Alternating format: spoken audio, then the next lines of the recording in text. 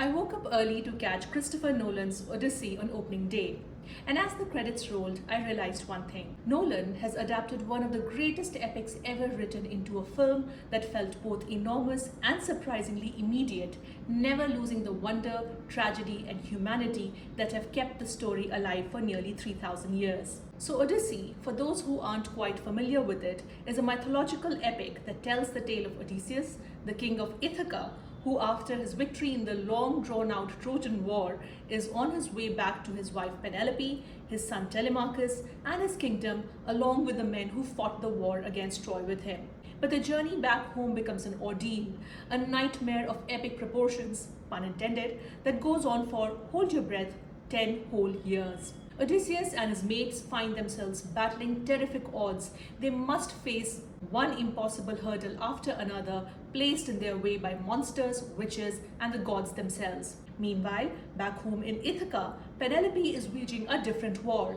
She's surrounded by and fending off the advances of more than 100 aggressive suitors who, because Odysseus hasn't returned in all these years, want to marry her and take the throne. Now, why does Odyssey work as well as it does? First, Nolan starts off with a huge advantage.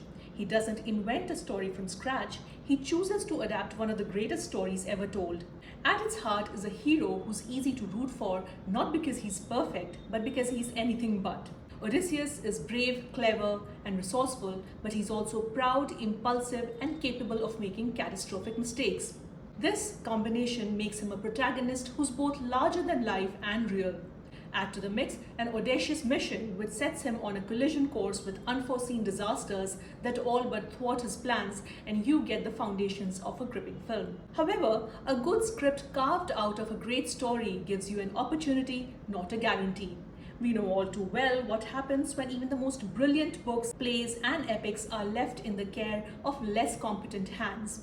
No such problem with Nolan though. He never lets the sheer size of the material overwhelm his audience. Instead, he moves through this vast mythological space with clarity and confidence.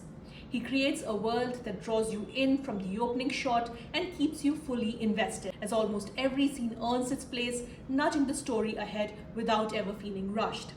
In fact, the movie is very well paced, and despite its episodic nature and constant change of locations, it doesn't drag or confuse. That's because each island introduces a fresh conflict, renewing the audience's curiosity every time. Now, the movie is spectacular, but what truly anchors it all and gives the film its staying power is its emotional core. It's what makes the characters feel deeply personal and relatable. While the movie is full of encounters with one-eyed man-crunching monsters or sailor-gobbling sea creatures or unforgiving witches, the fantastical elements never overshadow the very human emotions and motives driving the story. Odysseus' longing for his loved ones, Penelope's stoic wait for a husband who may or may not ever return, Telemachus' determination to protect his mother while searching for his father, and even Antinous' arrogant overtures to Penelope all spring from recognizable human desires. This is what keeps these characters from becoming mere figures in a myth and allows them to hold their own even against the film's astonishing spectacle. Perhaps that's why Odyssey still works so well in 2026. Beneath all the mythology lies a story about challenges that remain stubbornly familiar. The desire to return home, the burden of leadership, the lure of temptation, the cost of pride, the pain of loss, and the sacrifices we make for the people we love. Nearly 3,000 years have passed, but those struggles still define us. Coming to the visuals, the sets and the sceneries are beautiful and breathtaking, and the scale is immense, but it serves the story rather than existing merely for the sake of it. The world Nolan builds feels real and complete. Ithaca looks lived in, the seas feel genuinely dangerous, and the people inhabiting this world look like they belong there rather than merely passing through it. In fact, adapting Greek mythology presents a temptation to overwhelm the audience with relentless spectacle or weigh every scene with self-conscious grandeur. Nolan largely resists that temptation. He mostly lets the story breathe, allowing characters and their relationships to remain at the center instead of burying them beneath excess. The result is a film that feels surprisingly restrained for something of this scale. Now I want to pause and talk about a sequence that sets the film's tone clearly and immediately: Odysseus' encounter with the Cyclops Polyphemus. It is visceral and brutal, and it unfolds without prelude, shocking Odysseus, his men, and the audience alike. More importantly, it tells you the film is not just a sanitized retelling and that it refuses to soften the violence that has always been part of Greek mythology. I found this and some later sequences somewhat disturbing, but eventually felt it was still a worthwhile trade-off. The brutality and body horror make its mythical world feel genuinely dangerous rather than fantastical in the fairy tale sense. If Odyssey's visuals and cinematography are top-notch, the cast for the most part doesn't disappoint either. Matt Damon as Odysseus is a casting home run. He fills the screen with a presence that's calm, reassuring and understated, but never forgettable. He never overplays Odysseus's heroism, choosing instead to portray him as intelligent, resilient and deeply weary from everything he's endured.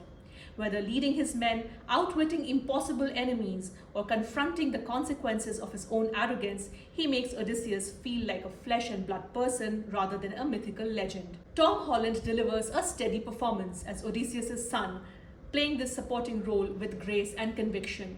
Robert Pattinson carries the calculating, treacherous and tenuous effortlessly for the most part, except for the climax when he looks and behaves just slightly caricature-like. As far as Anne Hathaway's depiction of Penelope goes, well, I felt torn here because while she does look the part, she ends up over-emoting at times. And in one important scene with Tom Holland, her exaggerated facial expressions looked plain comical to me. I felt her melodramatic performance occasionally pulls you out of the film because it feels more theatrical than everyone else's. So how does the movie end? I don't want to give away the ending, but the final 20 minutes of the movie felt rushed and slightly underwhelming to me. It was anticlimactically ordinary and looked as if it was done half-heartedly, almost as an afterthought. The climax looked chaotic, and even at close to 3 hours of runtime, the end felt abrupt to me. I had hoped for a more satisfying emotional payoff, more tension, and perhaps a stronger sense of closure, but I felt the end fell just short of delivering on those expectations. Still, watching the movie was a deeply rewarding experience, a veritable visual treat and testament to the enduring appeal of a story that has survived for nearly 3 millennia. I don't know how faithful Nolan's Odyssey is to Homer's original. I will leave that debate to the classicists. But as cinema, it succeeds brilliantly. It has scale, heart, and ambition in equal measure, and it transports you to another world without ever losing sight of the very real emotions, desires, and dilemmas that have kept the story alive and relevant across generations. If Nolan's greatest achievement here is anything, it's this. He reminds us that truly great stories never really grow old. They simply wait for someone to tell them well again. Have you watched Odyssey yet? If yes, how did you like it? And if you've read Homer's original, I would especially love to know how you felt about Nolan's adaptation. Do tell me in the comments, and if you liked this review, follow me and I'll come back with more. Until we meet again, goodbye.